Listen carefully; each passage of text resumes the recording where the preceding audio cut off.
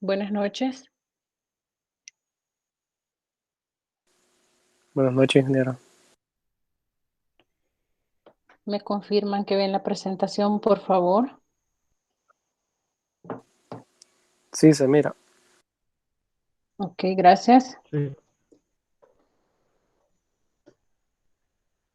Bueno, quería dar inicialmente unas indicaciones para el próximo viernes, sería 23, ¿verdad? Para el examen, el desarrollo del segundo examen parcial.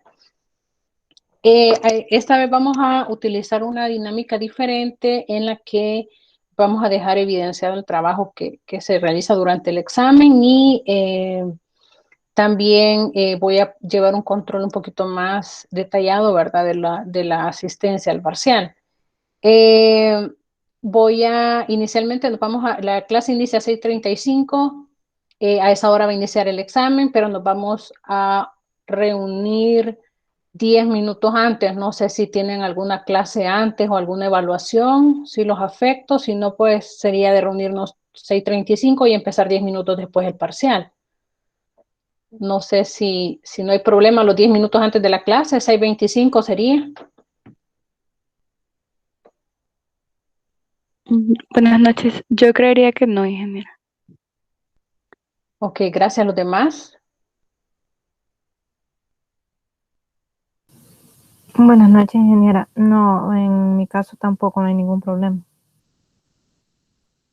Ok, gracias. No sé los demás. Alguien que tenga, quizás sería que aporte algo, alguien que tenga inconvenientes para conectarse a 6:25. Ok. Vaya, entonces vamos a hacer lo siguiente. Les voy a explicar ahorita cómo vamos a hacer para el segundo examen parcial. Nos vamos a reunir 6:25 ya voy a adelantar la hora de la reunión. De 6:25 a 6:35 voy a pasar a asistencia. En base a la asistencia, ustedes cuelgan la llamada, ¿verdad? Y van a empezar a desarrollar el examen parcial. En base a esa asistencia que he tomado, voy a, eh, voy a ver la asistencia en el aula. Luego, si alguien pues se incorpora tarde o algo, tendría que mandarme un correo en el momentito un enlace, perdón, ahí en la sesión en Meet para poder conectarse y revisar que está ya conectado. Todo esto a la asistencia es previo al parcial. Durante el parcial, lo que necesito que hagan es, se recuerdan la actividad que hicimos de grabar un pedazo de la parte de la discusión 5, si no mal recuerdo. Entonces, lo que van a hacer es que al momento de ingresar al aula, me van a mandar un enlace, ¿verdad?, del examen en Meet, y ahí van a compartir la pantalla, van a grabar, perdón, la actividad, toda la actividad que ustedes desarrollen. Van a compartir pantalla completa, que es la pantalla principal, ¿verdad? Donde aparece el escritorio y todo. Y van a grabar el desarrollo de su examen parcial y al finalizar el examen, me lo van a mandar a compartir el video o la grabación al correo. Ojo que hicimos ya esa actividad en la discusión 5, era como un ensayo a lo que tenían que hacer, ¿verdad? Lo que vamos a hacer en el parcial. Y durante todo el examen yo voy a estar pendiente por si se les presenta algún inconveniente. Y la nota que ustedes saquen en ese momento va a quedar sujeta a la revisión, va a quedar sujeta a la revisión del video que yo posteriormente voy a realizar, ¿verdad? Yo voy a revisar el video que cada uno de ustedes me mande. Eh, Esa se vuelve evidencia de ustedes, ¿verdad?, que han realizado el examen. Y pues para mí también es evidencia que se ha hecho el examen de la manera correcta. Para finalizar, me van a enviar, lo que les quería comentar era que en algunos casos, en algunos compañeros de ustedes en la discusión 5 me compartieron, perdón, descargaron el video y me lo adjuntaron. No quiero eso, lo que quiero es compartido, ¿verdad? Así como la mayoría lo hizo, que lo compartió. Tampoco quiero el enlace, o sea, no quiero que me escriban buenas noches, genera este enlace, solo compártanmelo y eso es lo que necesito yo para ingresar al enlace de ustedes, ¿verdad? Nadie tuvo inconvenientes con permisos ni nada, no tuve, perdón, inconvenientes, así que que respecto a eso no tengo observaciones, solamente que no me lo adjunten porque no lo voy a descargar, lo único que quiero es acceder al enlace y revisarlo. Entonces van a grabar pantalla completa, ¿verdad? Pantalla principal, la pantalla principal, y esa es la grabación que me van a mandar al finalizar el examen. Empezaríamos el examen 6:35, la duración todavía no la he definido bien, sin embargo, a la hora del examen, pues ahí va a decir de cuánto tiempo es el examen, ¿verdad? No sé si tienen alguna pregunta con respecto a eso, para que quedemos claros desde ahorita. Los 10 minutos Buenas antes, noches, ingeniero. los 10 Perdón. minutos antes del examen van a ser para la toma de asistencia. Se van a unir a la misma enlace de la sesión que estamos uniéndonos ahora y posteriormente pues finalizan la llamada y proceden a hacer la grabación de la sesión, ¿verdad? Perdón, de la grabación de la actividad que realicen. Ajá, dígame. Solo, perdón, creo que no le comprendí lo de el video. Entonces, digamos, uno graba en Meet y él se guarda automáticamente en Drive. Entonces, directamente de Drive, ahí lo compartimos a su correo. Así sería la manera correcta. Así es, de ahí lo Ah, comparten. ok. Ajá, así como yo les comparto los videos, ¿verdad? Así como no, yo no lo descargo y se los mando, sino que únicamente me voy al Drive, le doy compartir, escojo el grupo, que es AU 115 y les cae todo, ¿verdad? Ok, gracias. Bueno, ¿alguien más? Sería, yo les voy a ir, a la medida que yo vaya revisando los videos, ahora es responsabilidad de ustedes enviarme el video, ¿verdad? Es la evidencia de ustedes que han desarrollado el examen, ¿verdad? Si usted no lo manda, pónganle que entre viernes y el siguiente viernes, yo estaría confirmándole después de haber revisado el video de recibido, ¿sí? Durante toda la semana. Mientras yo vaya uno a uno revisando, pues yo les voy a ir confirmando de recibido y pues si pasado el tiempo, de todas maneras yo les aviso en la clase, ¿verdad? Miren, ya terminé de revisar los videos y todo, la grabación del examen y ya si usted no le cayó ¿cómo se llama? Una confirmación de parte mía, pues ya es porque o no lo compartió, no me cayó, etcétera, ¿verdad? Entonces, también aclararles que deben evitar, ¿verdad? Hacer uso de material externo, ¿verdad? O de alguna forma, por eso estoy pidiendo también la grabación, porque eso también es una falta grave, ¿verdad? ¿Cómo se llama? Cometer fraude en un examen. Entonces, sé que no lo van a hacer, únicamente lo necesito para evidencia que ustedes han desarrollado el examen. Entonces, sin embargo, pues tengo que revisarlo, ¿verdad? Entonces, si a alguno de ustedes, pues, se le ocurre hacer eso, yo voy a revisar los videos. Si se les ocurre, pues, ahí va a haber que aplicar el reglamento, ¿verdad? Disciplinario. Entonces, ahí sí van a quedar con la nota mínima, ¿verdad? 1.0 y no van a tener derecho a diferido. Si yo los encuentro en algún caso, pues, que están haciendo uso de material de apoyo, ¿verdad? Entonces, obviamente que la forma, lo que les menciono es que lo que yo necesito es la grabación de evidencia de que ustedes están desarrollando el examen, ¿verdad? Así que en ese sentido sería el desarrollo del examen el día viernes, iniciamos el 6:25, en 10 minutos esperaría yo tomar la asistencia e iniciamos el examen 10:35, 10:40 lo más tarde, ¿verdad? No sé si alguien más tiene alguna duda. Ahorita es el momento. Ingeniera, buenas noches. Una pregunta. Buenas noches. ¿Con ¿Sí? el tiempo va a ser igual al primer parcial? ¿Cómo? ¿El tiempo que vamos a tener para poder realizar el parcial? No, no ¿20 minutos? sé. No sé. Eso ya les dije, el día del examen se van a dar cuenta cuando ustedes ingresen al enlace, ahí se van a dar cuenta de cuánto es ¿cómo se llama? El tiempo para el examen. Ah, ok. Quiero ver, dice, buenas noches, tengo una pregunta con respecto al tiempo, ya que algunos no tenemos una computadora con muchos recursos. Estar utilizando el computador. Fíjense que realmente, aunque sea en ese momento, para el día del examen, aunque sea, deberíamos de conseguir un poquitito más pues sí, de ver una forma, ¿verdad?, en la que obtenemos la mejor conexión. Yo pienso que sería como ya rebuscarnos, ¿verdad? Nosotros, la manera en la que en un momento importante, como es una evaluación de ciclo, por lo menos evaluar la forma, ¿verdad? De poder, ¿cómo se llama? Tener acceso a los recursos, ¿verdad? Es por lo menos que alguien nos preste algo, no sé, se me ocurre, usted cada quien tendrá su forma de hacerlo. Porque sí, ahí sí no puedo, o sea, yo no voy a ceder en el tiempo, ¿verdad? El tiempo del examen, yo realizo el examen también, lo hago leyéndolo despacio, obviamente que yo sé la respuesta, ¿verdad? Pero considero también, como en el examen anterior, que habían preguntas de falso verdadero risibles, entonces eso le da tiempo para otro tipo de ítems. Entonces ahí sí no podría ceder por ese tipo de cosas, aunque también se va considerando, como les digo, habían preguntas de falso y verdadero súper sencillas, que no le tomaba ni un minuto. Entonces, en ese sentido, pues si no podría ayudarles.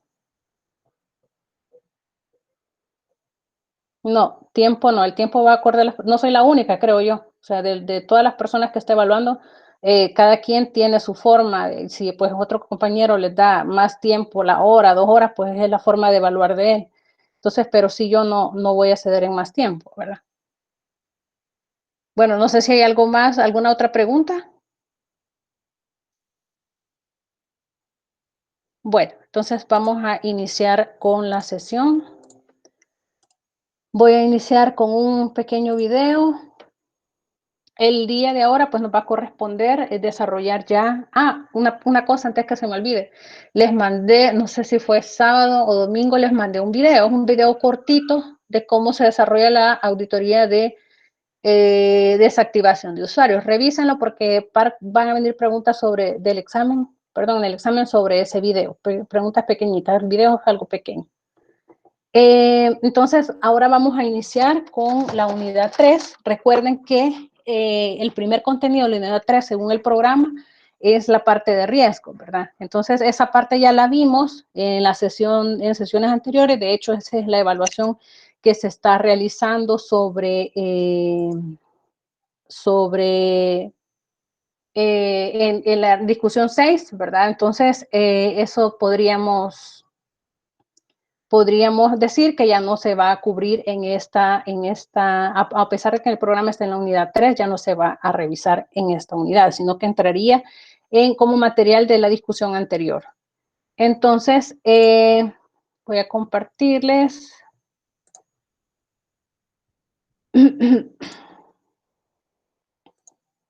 Si acaso no se escucha el audio, entonces me detienen, por favor.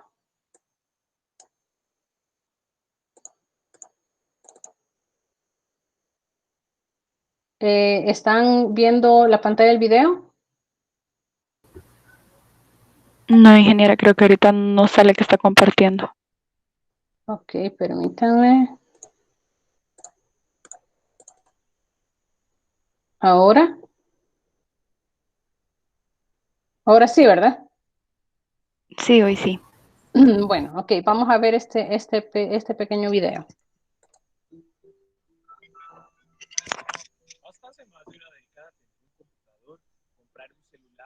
¿Se escucha el audio, perdón? Se escucha bastante bajo. Ok.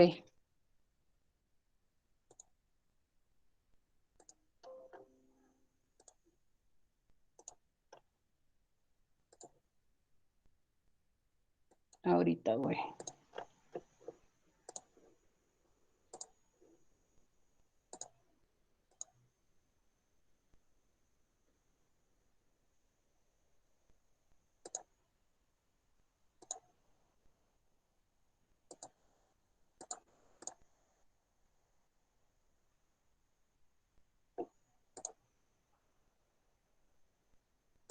Adquirir lo último en tecnología era hábito de pocos. Para nuestros días, ser ciudadanos digitales es una necesidad. La tecnología dejó de ser para los chicaneros.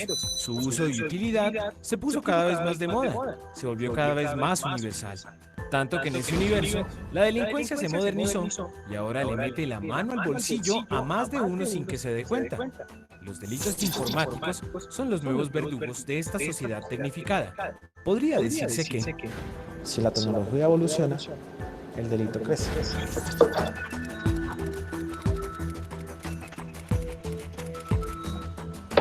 Crece tanto que en América Latina se pierde al año 93.000 millones de dólares, producto de ilícitos afectando el sistema financiero y sobre todo el de muchos usuarios bancarios.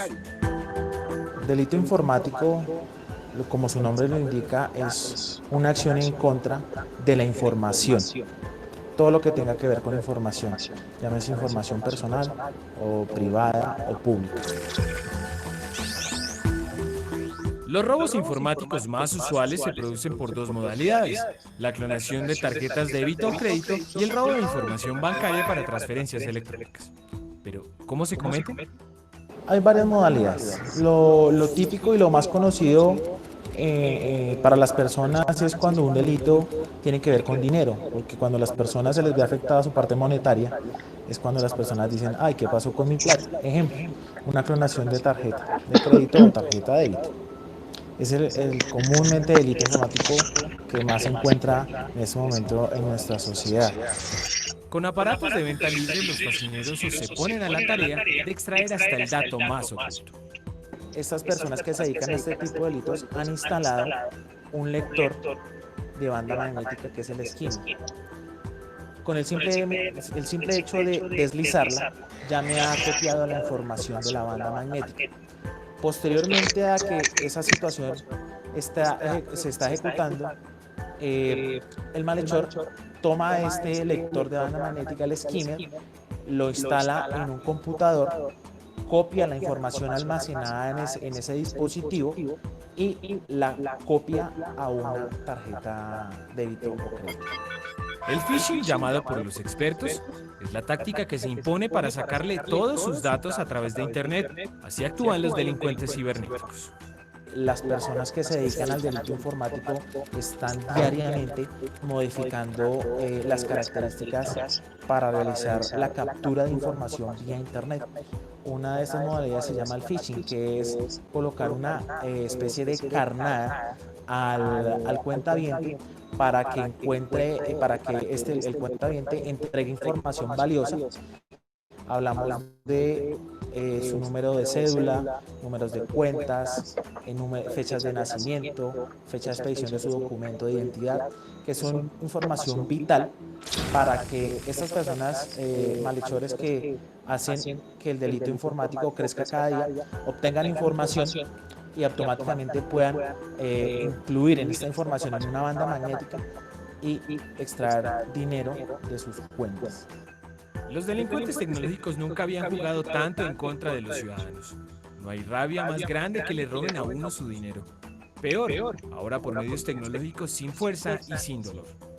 Sin embargo, las perlas que los tarjetavientes cometen le hacen más fácil el trabajo a esos delincuentes. No se exponga, aprenda a cuidar su plata y su información.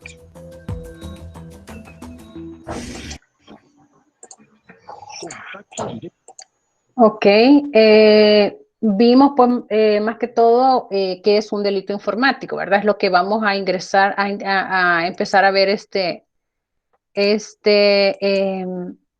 en esta sesión, ¿verdad? Que es un delito informático.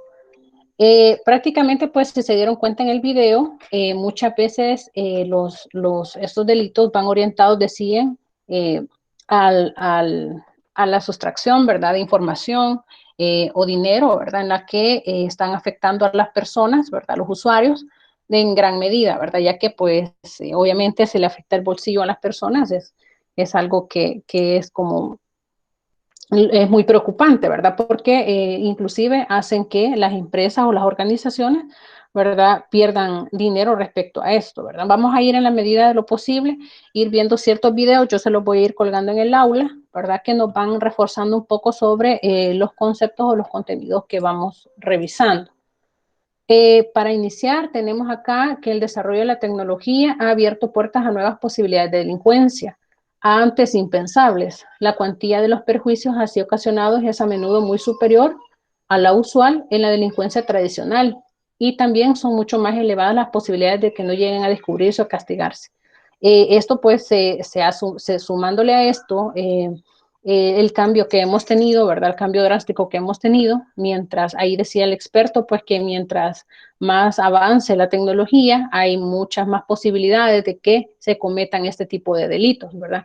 Inclusive dice que puede verse desde el punto de vista en el que los delitos comunes o la delincuencia tradicional puede cuantificarse, ¿verdad? Y sin embargo, pues aquellos delitos que vamos a ver que son los de cuello blanco, no pueden cuantificarse la mayoría, ¿verdad? Y sobre todo, vamos a ver que la gran vulnerabilidad que se tiene en ese sentido son las leyes, ¿verdad? Es el aspecto jurídico, el marco jurídico en el que a pesar de que nosotros contamos con una ley especial de delitos informáticos, el problema no radica tanto en la ley, sino en la aplicación de la ley, en los métodos y técnicas de investigación, en personal capacitado para poder comprobar o corroborar diferentes delitos que se hayan cometido, ¿verdad?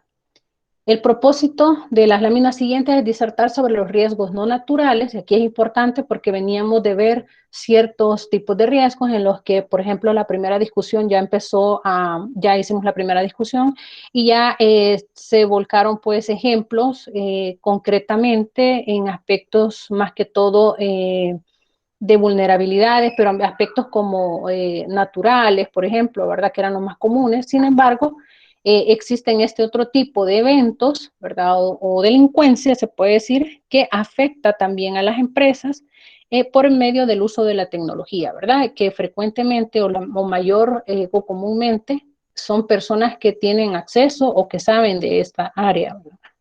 Es decir, que los que se encuadran en el marco, en los que se encuadran en el marco del delito, ¿verdad? Los no naturales. Para ello debemos dejar en claro nuevamente algunos aspectos. El delito informático implica actividades criminales que los países han tratado de encuadrar en figuras típicas de carácter tradicional, es decir, el problema está basado o más que todo inicia, ¿verdad?, en que están considerando un modelo como los delitos tradicionales. Entonces, en base a esos delitos es que tratan de juzgar, ¿verdad? Tratan de enmarcar este tipo de delitos informáticos y es donde surgen los problemas para poder acusar o sancionar a una persona, ¿verdad?, que ha cometido un acto ilícito. Por ejemplo, ¿verdad?, los de carácter común, que son los robos, los hurtos, los fraudes, las falsificaciones, perjuicios, estafas y sabotajes. Sin embargo, debe destacarse que el uso de las técnicas informáticas han creado nuevas posibilidades del uso indebido de las computadoras, lo que ha creado la necesidad de regulación por parte del derecho, ¿verdad? Es decir, viendo que ya muchas personas tienen mayor conocimiento, mayor acceso a la tecnología, y tienen por lo menos mayores destrezas o habilidades, ¿verdad?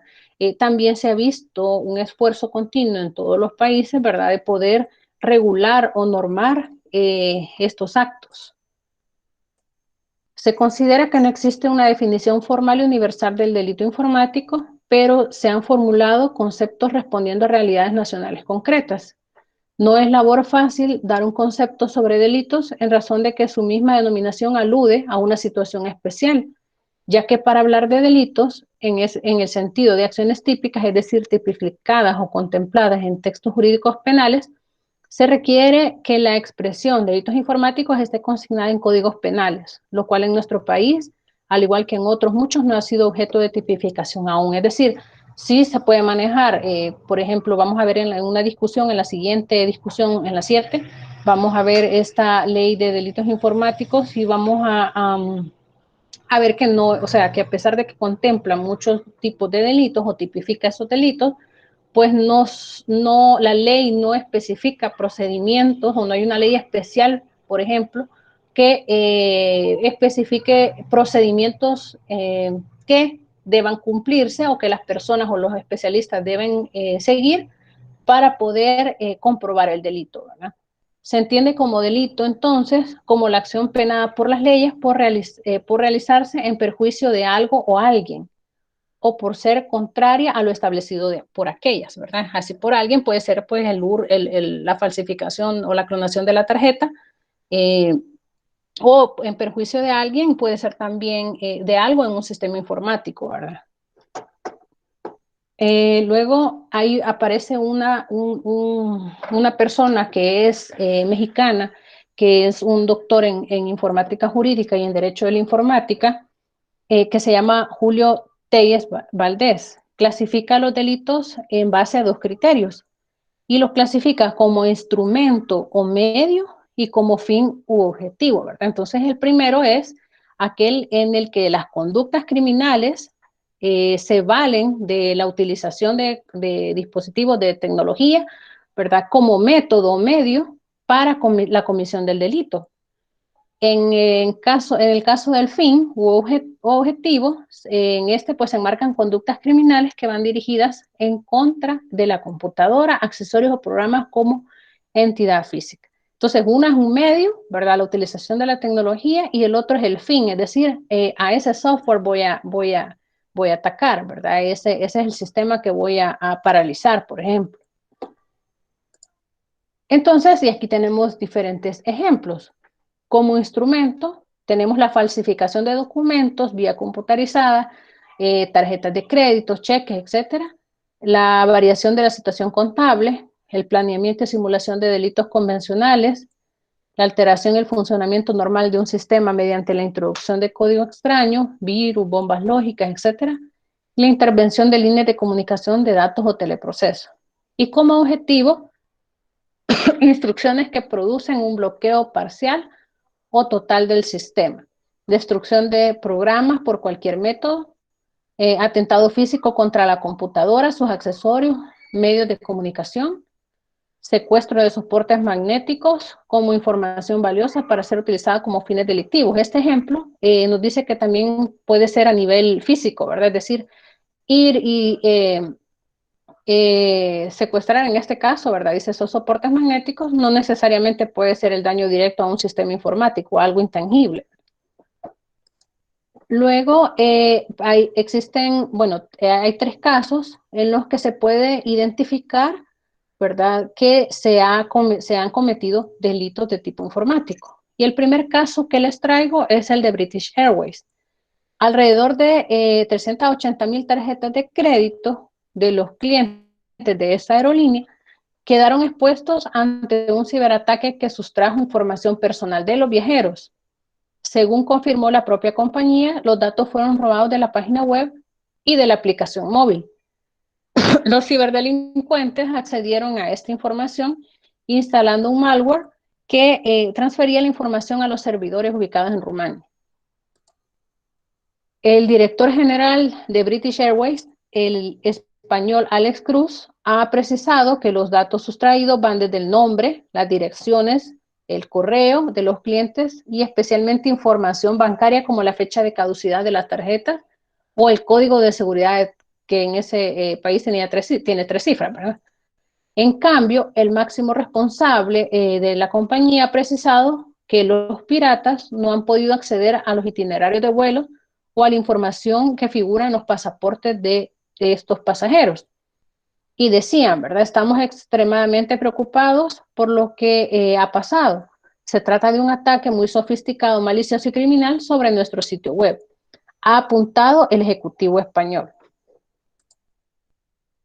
La compañía ha señalado en un comunicado que los pagos afectados se han efectuado a través de su página web y aplicación móvil. Recomendó a las víctimas contactar a los bancos o proveedores de las tarjetas de crédito. Las redes sociales han sido testigos de la frustración de algunos afectados que han expresado su malestar por lo ocurrido. Es el caso de Matt Thomas, que ha realizado una reserva en la página web de la compañía y ha lamentado a través de Twitter que la compañía no se ha puesto en contacto con él y que se ha enterado de lo sucedido a través de las noticias. Otros, como Gemma Teobaldo, indicó que no han tenido más remedio que cancelar sus tarjetas ante el gran volumen de reclamaciones que estaba sufriendo su entidad bancaria.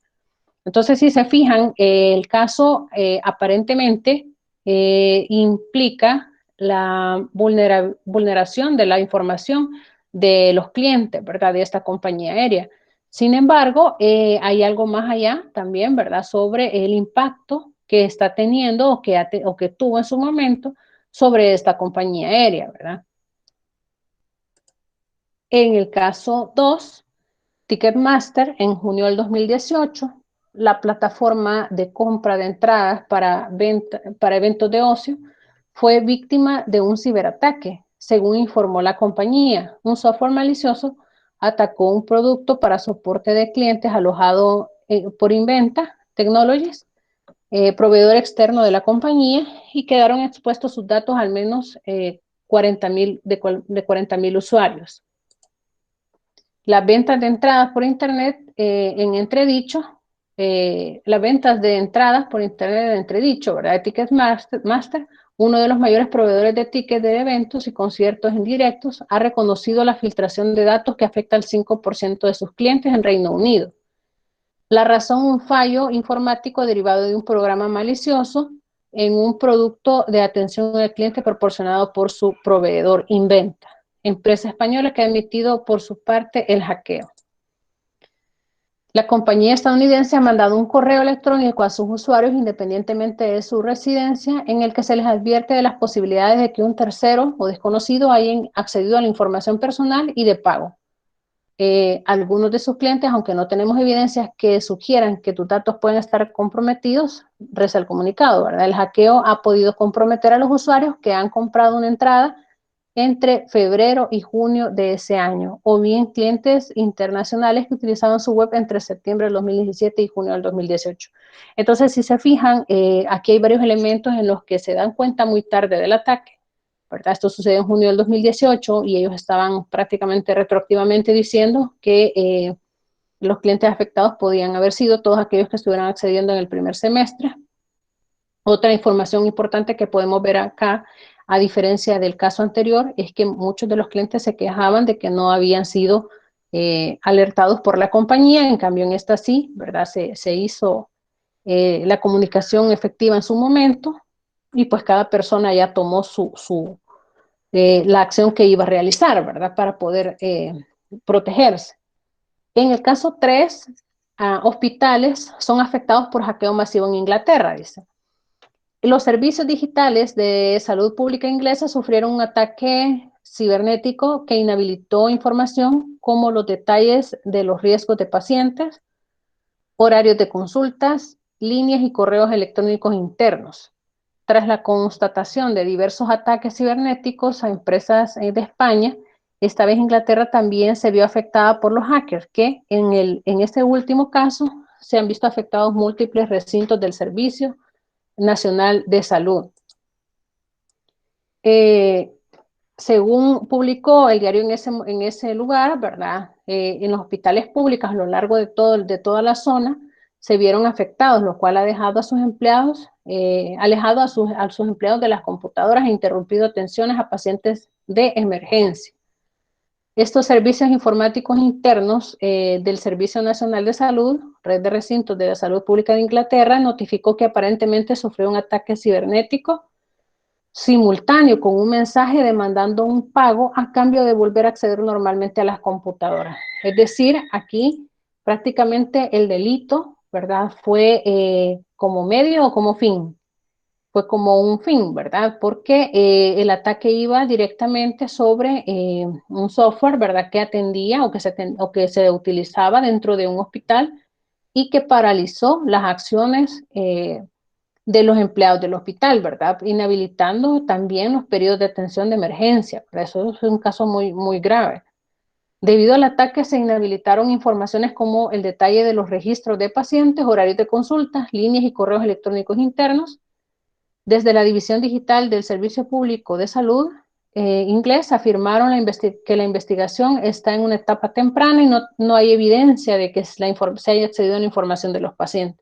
O sea, imagínense la paralización, el hecho de que no hayan consultas, ¿verdad? Que no haya comunicación interna, que los usuarios no puedan utilizar sus equipos, ¿verdad? Y la única forma sea desconectándolo de la corriente, ¿verdad? Obviamente, pues no pueden realizar sus funciones, sus labores, en donde además, pues se les está exigiendo un pago, ¿verdad? A cambio de la liberación del software.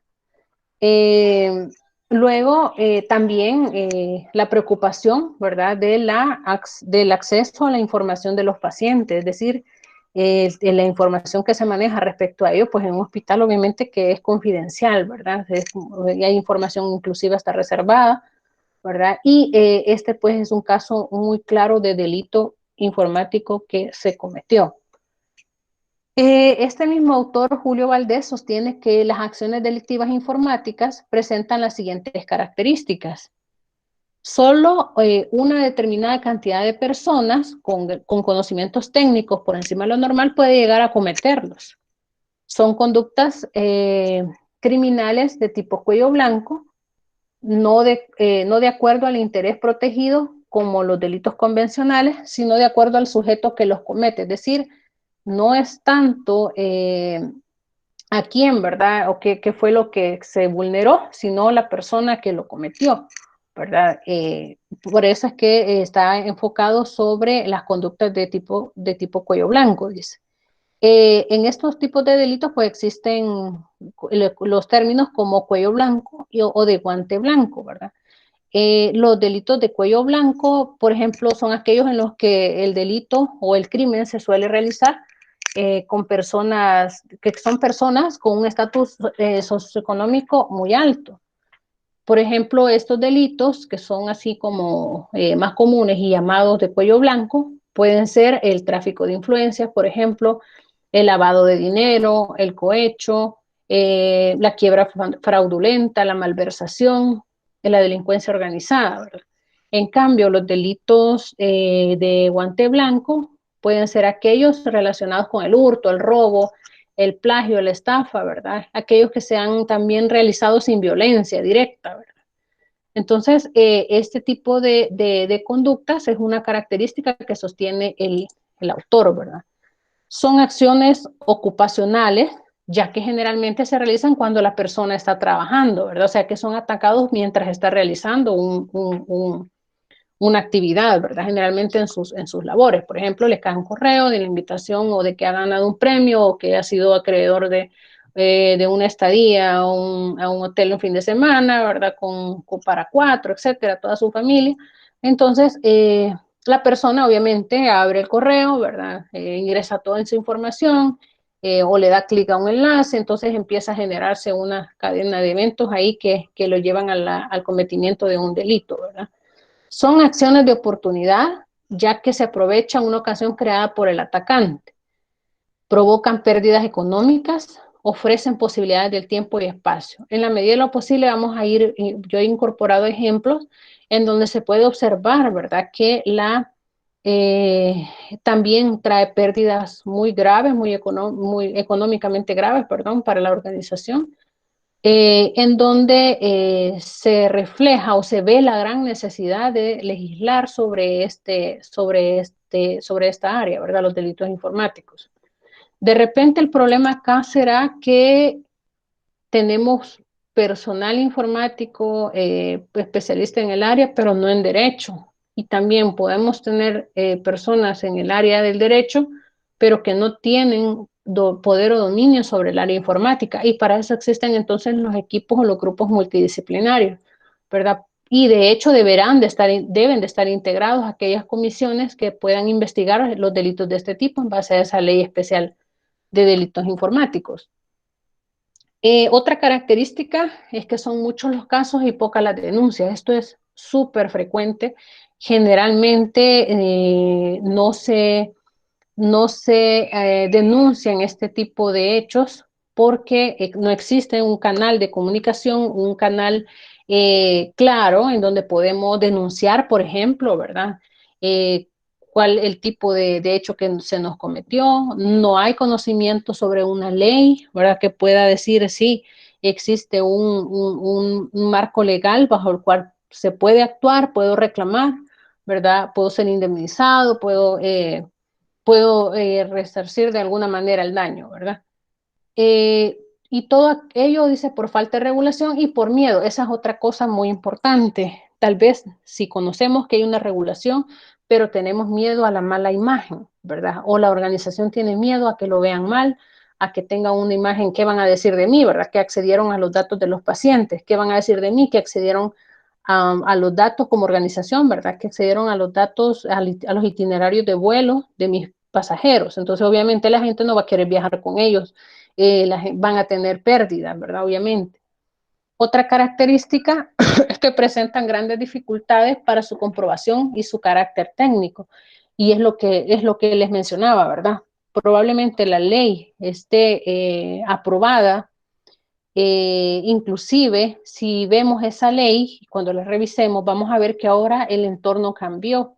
Entonces, ahora existen muchas más herramientas que nos han permitido acomodarnos de acuerdo a la situación que hemos vivido. Sin embargo, esas leyes siguen manteniéndose y siguen siendo las mismas.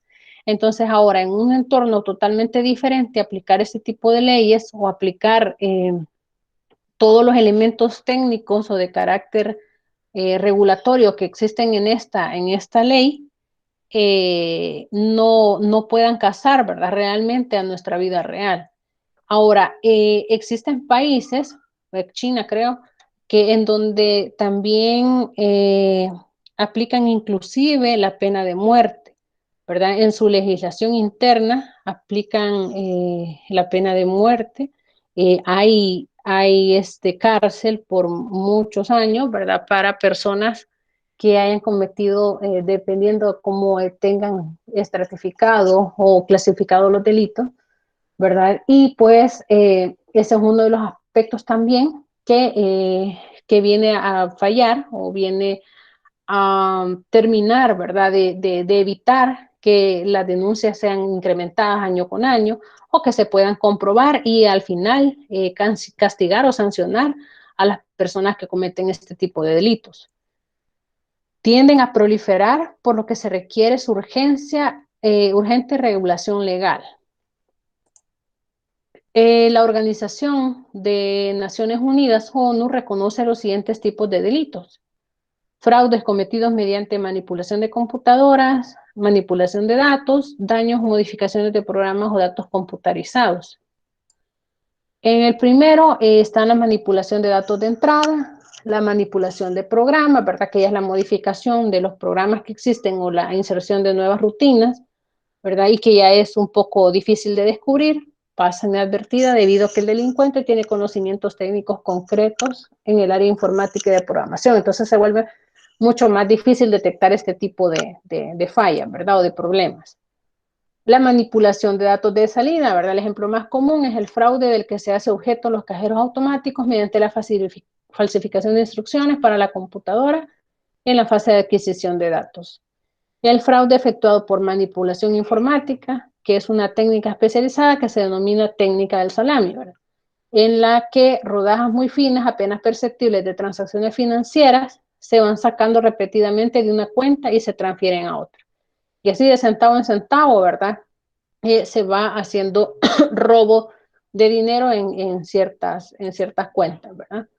Todo esto es bien importante que identificar que las personas que cometen estos delitos son personas que están en puestos, no digamos de confianza, pero sí en puestos muy privilegiados, ¿verdad? Los que tienen acceso a cierta información, ¿verdad? En la que pueden intervenir, ¿verdad? Pueden identificar, extraer o sacar provecho de ella. La manipulación de los datos de entradas como objeto y como instrumento. El primero, cuando se alteran datos, los documentos almacenados en forma computarizada, ¿verdad? Y como instrumento, las computadoras pueden utilizarse también para efectuar falsificación de documentos de uso comercial. Entonces ahí tenemos objeto e instrumento. Los daños o modificaciones de programas o datos computarizados, el sabotaje informático, que es el acto de borrar, suprimir o modificar sin autorización diferente información, ¿verdad? O obstaculizar el funcionamiento normal del sistema. El acceso no autorizado a servicios y sistemas informáticos. Estos accesos se pueden realizar por diversos motivos, desde la simple curiosidad hasta el sabotaje o espionaje. La reproducción no autorizada de programas informáticos de protección legal.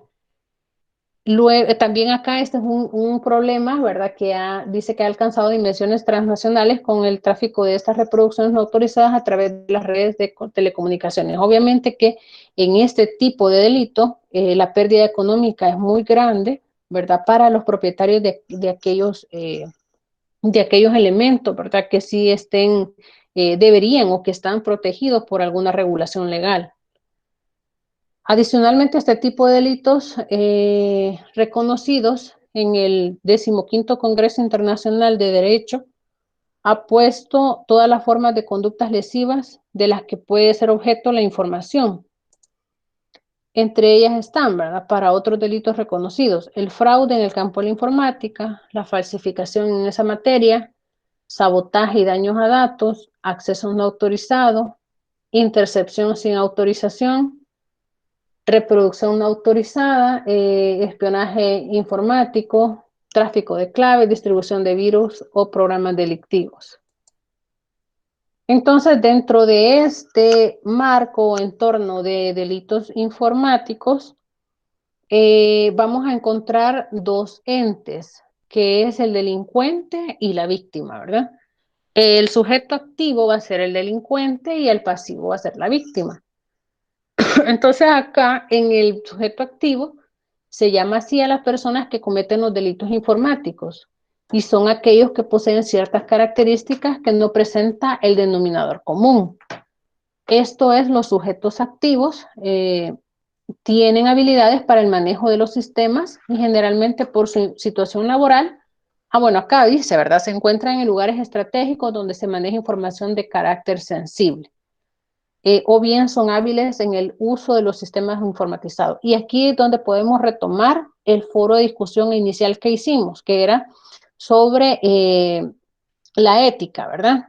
Obviamente, y eso es una verdad muy evidente, que cuando algunos de ustedes ya se están desempeñando en el área laboral, ¿verdad? Y los que no, pero lo van a llegar a hacer, por el área en la que nos manejamos, ¿verdad? Es un área, se vuelve un área privilegiada. Entonces, tenemos que tratar también de evitar que nosotros hacer uso mal de la información que estamos manejando. Muchas de las organizaciones, como les decía al inicio, tienen políticas establecidas y que los primeros días que usted llega, usted firma un documento en donde hay una política de confidencialidad, ¿verdad? En donde usted debe resguardar la información, no la debe compartir con otra persona, usted está a cargo de esa información, debe cuidarla celosamente, ¿verdad? Y no debe divulgarla. Entonces, se han dado casos, por ejemplo, en los que a una persona sí me di cuenta que la quitaron del puesto porque entregó información sobre llamadas telefónicas, creo que ya les había comentado, no sé, póngale, era una mujer desesperada, ¿verdad? Desconfiaba de que el esposo quizás la estaba engañando y todo, y entonces pidió el detalle de llamadas telefónicas. Obviamente que hoy no se le puede dar directamente a una persona que no sea del número de teléfono, ¿verdad? El dueño. Entonces, tenía un contacto, ¿verdad? En el que tenía acceso a esta información y consiguió los números de teléfono, consiguió los nombres de las personas a las que se les llamaba, ¿verdad? Obviamente se dieron cuenta y quitaron a la persona del cargo porque sabían quién había entregado esa información, ¿verdad? Solo porque eran amigos, amigas, etcétera, no podemos dejar pasar este tipo de situaciones, ¿verdad? Tampoco comprometer al otro, ¿verdad? Que es mi amigo, en querer extraer ese tipo de información. Van a encontrar información crediticia, ¿verdad? Que también deben saber manejarla, es decir, sí se van a encontrar realmente en puestos privilegiados donde pueden obtener información y van a ver que pueden obtener cierto beneficio de esa información. Pero acuérdense que eso es a corto plazo, ¿verdad? Y eso se acaba pronto. Entonces, es necesario que si se nos ha dado la confianza, ¿verdad? Para poder desarrollar un cargo, tenemos que pues desempeñarlo con la mejor de las actitudes, ¿verdad? Y evitar este tipo de inconvenientes. Y por eso les comentaba, ¿verdad? Hablábamos sobre cuáles eran aquellas conductas éticas que nos delimitaban y que debíamos de poner en práctica dentro de nuestro día a día, ¿verdad? Entonces, esta información, ¿verdad? Ahí vamos a encontrar información de carácter sensible, ¿verdad? En la cual pues debemos proteger. Luego, con el tiempo se ha podido comprobar que los autores de los delitos son muy diversos y lo que los diferencia entre sí es la naturaleza de los delitos cometidos. De esta forma, las personas que entran en un sistema informático sin intenciones delictivas es muy diferente del empleado de una institución financiera que desvía fondos de las cuentas de sus clientes, ¿verdad? Luego, el nivel típico de aptitudes del delincuente informático es el tema de controversia, ya que para algunos el nivel de aptitudes no es indicador de delincuencia informática, en tanto que otros aducen que los posibles delincuentes informáticos son personas listas, decididas, motivadas y dispuestas a aceptar un reto tecnológico, características que pudieran encontrarse en un empleado del sector del área de IT, ¿verdad? Por ejemplo, de procesamiento de datos. Aquí habla de un tema de cifra negra. ¿A qué se refiere? Dice que esta cifra negra es muy alta. No es fácil descubrirlos ni sancionarlos, ¿verdad? Ese es el problema y a eso se le llama la cifra negra porque son aquellos datos ocultos que no han podido ser descubiertos y por lo tanto no van a poder ser sancionados. Y probablemente si son descubiertos, la misma ley, los procedimientos mal establecidos o no claros, no justificados, dentro, o la carencia de manuales de procedimiento para la investigación, ¿verdad? De esta cometición de delitos, nos van a llevar a que tampoco sean sancionados, ¿verdad? Si obviamente hay una persona, ¿verdad? Un fiscal, por ejemplo, el que se encargue de solicitar a todas las personas, ¿verdad? A toda la gente, los entes, toda la información que necesitan para comprobar un delito, obviamente pues que sin la efectividad, ¿cómo se llama? La astucia, la pericia, la habilidad de esta persona, pues no va a lograr mayor cosa, ¿verdad? Pegada a ley. Entonces, si se dan cuenta, muchos de los casos de feminicidio que han sido cometidos últimamente han sido resueltos, ¿verdad? Gracias a ciertas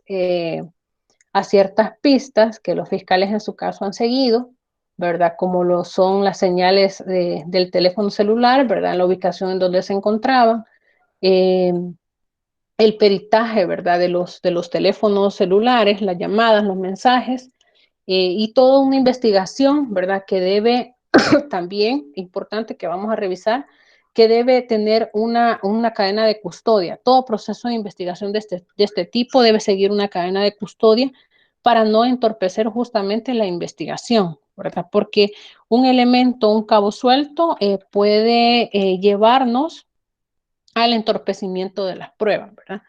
Entonces, no significa que tal vez no hayan métodos, sino que las técnicas o las personas capacitadas para poder llevar a un final feliz todo esto, ¿verdad? Es decir, para poder sancionarlo a las personas que han cometido ese tipo de delitos.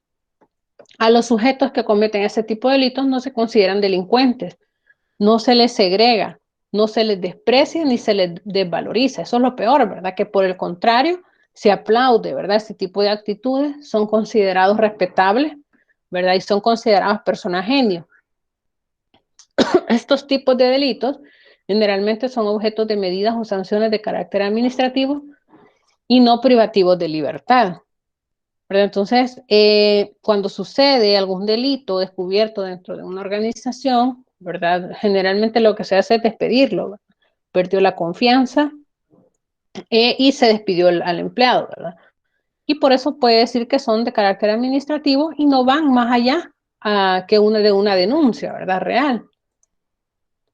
Ahora, el sujeto pasivo es la víctima del delito, es el ente sobre el cual recae la conducta, acción u omisión, es decir, no solamente es una persona, sino que puede ser también una organización, ¿verdad? Las víctimas pueden ser individuos, bueno, acá dice, ¿verdad? Instituciones crediticias, instituciones militares, gobierno, que usan sistemas automatizados de información generalmente conectados a otros. El sujeto pasivo del delito que nos ocupa es sumamente importante para el estudio de los delitos informáticos, ya que mediante él podemos conocer los diferentes ilícitos que cometen los delincuentes informáticos. Entonces aquí dice que también conociendo al sujeto pasivo, ¿verdad? Es que vamos a poder llegar hacia ese tipo, a definir cuáles pueden ser los delitos o los ilícitos que se pueden cometer, ¿verdad? Y esto nos lleva también al hecho que dentro de la organización, nosotros sabiendo las diferentes técnicas y metodologías que hay, ¿verdad? Dentro de una organización para proteger, por ejemplo, los activos de información, ¿verdad? Sabemos que hay algo que es conocido, por ejemplo, como el ethical hacking, ¿verdad? Que son aquellas técnicas en donde podemos identificar, ¿verdad? Que podemos identificar vulnerabilidades dentro de nuestra organización, ¿verdad? Y con esto anteponernos a diferentes acciones que puedan afectarnos a la operatividad, la funcionalidad de la organización o los servicios que brinde la organización. Luego, el sujeto pasivo del delito dice, es sumamente importante para el estudio de delitos, ¿verdad? Es decir, sí es importante revisar, comprender cuál es la conducta de este también.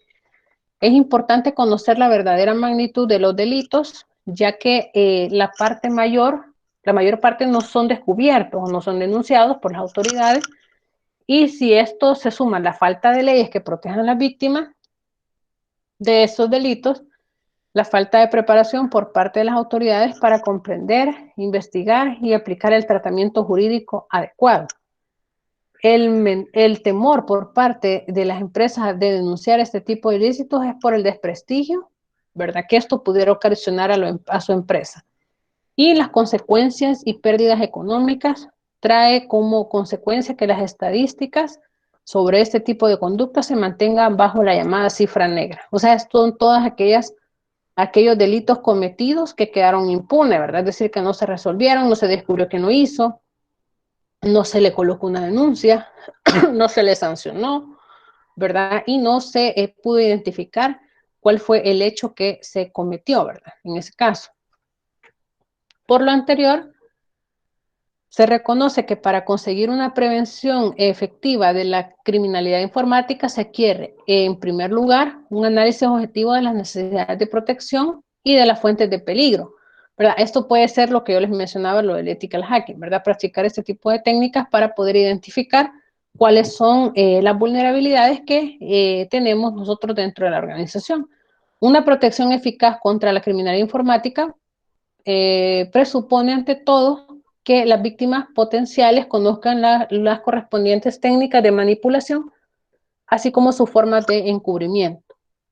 En el mismo sentido, podemos decir que con la divulgación de posibles conductas ilícitas derivadas de los usos de computadoras, alertas potenciales víctimas, ¿verdad? Para que tomen las medidas pertinentes a fin de prevenir la delincuencia informática, creación de una adecuada legislación que proteja los intereses de las víctimas y una eficiente preparación por parte del personal encargado de la procuración, administración y la impartición de la justicia para atender e investigar estas conductas. Con esto se estaría avanzando mucho en el camino de la lucha contra la delincuencia informática. Si ustedes se fijan, son diferentes elementos que creo que en el país estamos muy lejos de poder llegar, ¿verdad? Más en el momento coyuntural en que nos encontramos, de poder llegar a encontrar un equilibrio en ese sentido, ¿verdad? Entre la regulación o de un marco normativo, ¿verdad? La creación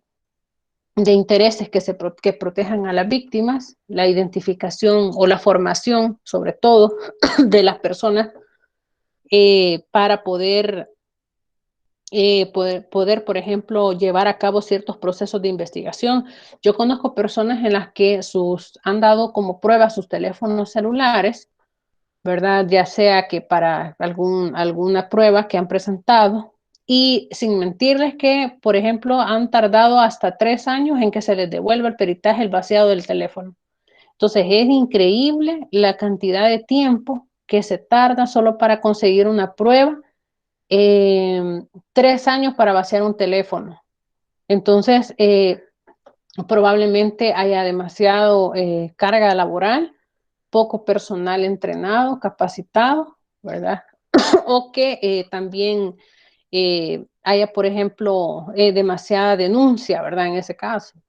Entonces ahí pues prácticamente para mí sí creo que estamos muy lejos de llegar a conseguir un equilibrio. Como ya se ha mencionado, hemos identificado dos tipos de sujetos, ¿verdad? El pasivo y el activo, y el personal realiza ambos indistintamente dependiendo de la situación concreta.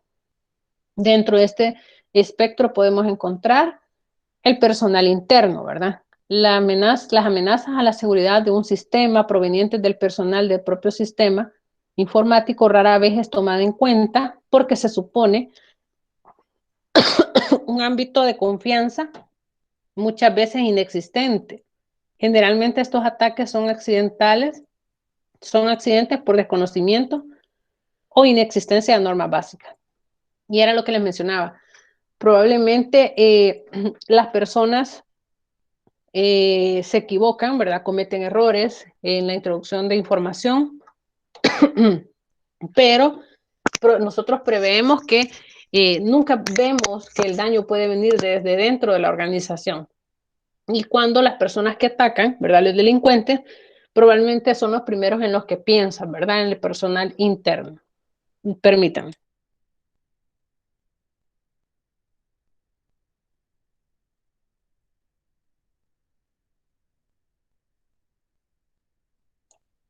Entonces, es de destacar también que un simple electricista, por ejemplo, puede ser más dañino que el más peligroso de los piratas informáticos, ¿verdad? Ya que con un corte de energía puede causar un desastre en los datos del sistema. Al evaluar la situación se verá que aquí el daño no es intencionado, pero ello no está en discusión. El daño existió y esto es lo que compete a la seguridad informática. Entonces acá vemos la importancia de lo que hemos venido revisando, ¿verdad? Nos centramos más que todo, veíamos por ahí una parte del auditor como consultor, ¿verdad? Y poder identificar, por ejemplo, decía que los planes que estén contemplados dentro del marco de la política de seguridad sean probados, ¿verdad? No solamente estén escritos, sino que también se verifique que se cumple con los objetivos y ver qué resultados son los que al final se devuelven, ¿verdad? Entonces, vemos que en este caso, identificar vulnerabilidades es muy importante. Les comentaba a los compañeros de la discusión 1 que el desarrollo de la auditoría, en el desarrollo de la auditoría, usted debe de identificar elementos, conocer sobre elementos como los riesgos, la administración de riesgos, para poder también ir y verificar sobre ese tipo de elementos, ¿verdad? Realmente, una de las partes más importantes es educar al personal interno, que las políticas sean divulgadas dentro de la organización, que las personas sepan qué hacer, sepan cuál es el impacto, ¿verdad? De poder, de cometer ciertas acciones, de realizar ciertas acciones para estar prevenidos, ¿verdad? Si las personas no saben, obviamente que van a ser un blanco fácil, ¿verdad? Para los atacantes. Si nosotros no tomamos medidas como los bloqueos de los puertos USB, por ejemplo, las políticas de seguridad dentro de la organización de navegación o de usuarios, si no implementamos barreras físicas, controles lógicos dentro de la organización, dentro de nuestro data center, el área que estemos administrando, obviamente que vamos a aumentar la posibilidad de que un riesgo se materialice como veníamos viendo, ¿verdad? Nos vamos a quedar hasta acá. Nos veríamos, repito, entonces el día viernes van a 6:25. Nos vamos a conectar 10 minutos para tomar la asistencia. En base a esa asistencia que yo tome, me voy a ir al aula para revisar cuáles son las personas que ya están conectadas.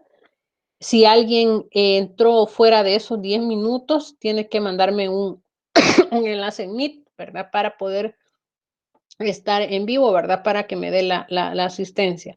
Luego, 6:35, 6:40, arrancamos el parcial. Recuerden que van a realizar la grabación de la pantalla principal, ¿verdad? De lo que ustedes, del desarrollo del examen. Posteriormente a eso, lo van a compartir, me lo van a compartir, no me van a copiar el enlace, no me van a descargar el video y lo van a juntar, lo que van a hacer es compartirlos, así como les llegan los correos a ustedes, la compañera ahí dijo, entran al Drive, abren el video, le dan compartir y en compartir me escogen ahí Mayra-Lobato y me envían el video de la grabación, ¿verdad?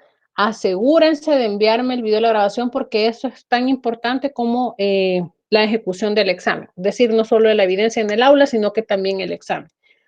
Entonces, en el transcurso de ese viernes al siguiente, yo les estaría respondiendo de recibido cada vez que yo vaya revisando cada grabación de ustedes, ¿verdad? No sé si tienen alguna otra pregunta. Nos quedaríamos hasta acá. Hola, ingeniera. Había comentado que la llamada grupal, digamos, para la asistencia terminaba a las 6:35, pero el parcial comenzaba a las 6:35. Pero no sé si va a dar como un periodo de tiempo entre la finalización de la llamada y el inicio del parcial. Sí. Va a haber por eso les digo, 6:35, 6:40. Va a haber un espacio ahí. Lo que pasa es que, más que todo, le voy a dar espacio para los que se van a incorporar tarde, que lo que no quiero es que se incorporen tarde. Sin embargo, por motivos de trabajo puede ser que alguien se atrase un poquito, pero de 6:35 por allá no va a pasar la asistencia, ¿sí? Ok, muchas gracias. Bueno, ¿alguien más tiene alguna pregunta? ¿Sí? O sea que el parcial ya en el aula, digamos que empezaría a 6:40, o sea, ya que se habilitara el enlace. ¿Perdón? Digamos, nosotros terminamos 6:35, por decirlo así, de pasar la lista. El parcial, ya el enlace en el aula se activaría, digamos, a las 6:40. Sí, yo lo que pasa es que no les quiero dar datos exactos porque todo depende de cómo se vaya a dar la actividad, ¿verdad? Entonces, yo, por ejemplo, ya son 44, ya 6:35, 6:25, yo espero que los 44 estén conectados. Si acaso faltan unos dos, pues los voy a esperar un momentito, ¿verdad? Pero ustedes pueden iniciar el examen, pero yo lo voy a indicar en su momento, ¿verdad? Solo voy a pasar asistencia y van a cortar la llamada porque van a hacer su propia grabación, ¿verdad? Pero por esa hora van a dar. Es que yo creo que es más por el hecho de que, o sea, tenemos que colgar, entrar a la otra e iniciar la grabación, y eso es lo que se tarda a veces en todo lo que empieza a grabar. Sí, pero ustedes pueden empezar ustedes pueden pasar 6:50 y si como la vez anterior solo eran 20 minutos, entonces van a tener siempre los 20 minutos, no van a tener, o sea, no van a tener menos tiempo por eso, ¿me explico?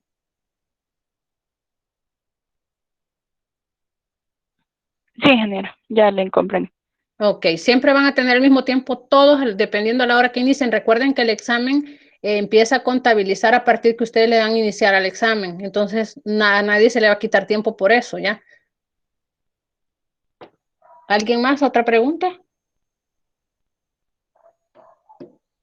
Esta actividad ya la hicieron en la discusión 5, me parece, que me compartieron el video. La mayoría lo hizo bien, entonces lo mismo tienen que hacer ahora, ¿sí? Mándenme la invitación al Meet, ¿verdad? Y sobre esa van a grabar. Pónganla ustedes desde las 6:35, ¿verdad? Por ahí. Lo único que sí se van a conectar a la sesión, o lo hacen en el momento del examen, ¿verdad? Que vayan a empezar el examen. Ahí me mandan la invitación, hacen su grabación y ya. Ok, bueno, entonces eso sería todo. Pasen feliz noche. Nos vemos el día viernes. Buenas noches, ingeniera. Buenas noches. Buenas noches, ingeniera. Buenas noches.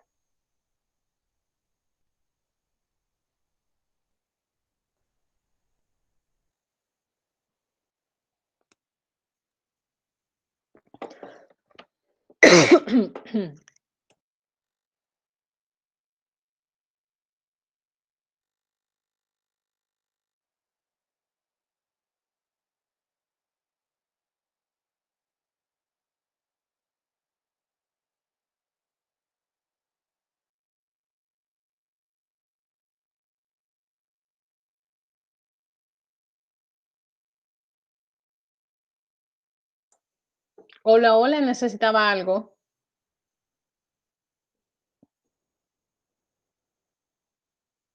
Ok.